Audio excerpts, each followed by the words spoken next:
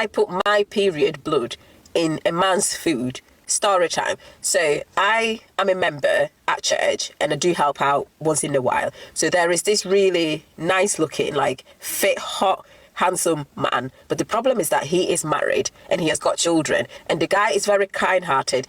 Anytime I see him at church, I can't even concentrate.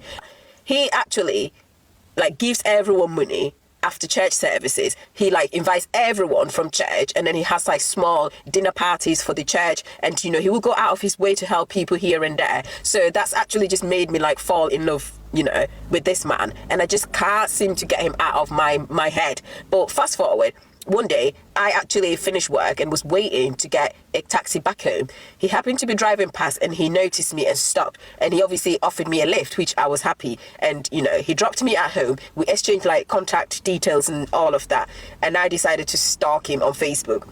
I even went to the point of downloading his pictures, printing them out, hanging them on my wall, and you know, actually sometimes I will play with myself, you know, just looking at his pictures. This is really obsessive, but nevertheless, a girl must do what a girl must do. Fast forward, my friends came to visit me one day and they saw his pictures and they asked me who that is. And I was like, oh, he's just a guy. And they said, well, yeah, but you can't just put in a random guy's pictures on your walls. So I told them that he is married. I really like him, but I don't know what to do. So they told me that I don't need to worry because it's the most simplest thing that I can do.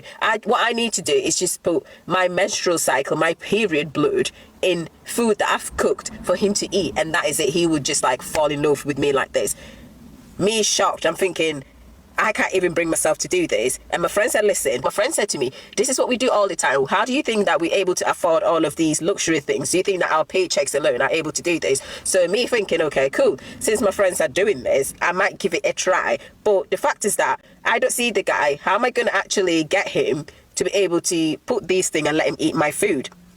So I decided to, you know, do my digging, and I sort of like tracked to realize that he actually go through the same route as me home. And I even got to know the time that he actually go past so that I can actually try and be there so that, you know, we might be able to communicate. So my friends actually took me to this like, you know, ritualist, and the ritualist said like he did some chants and stuff, and then he told me that it's very simple. All you need to do is that anytime you have your period, the first day of your period, you must use that blood in food, and he will eat it, and once he eats it, that is it.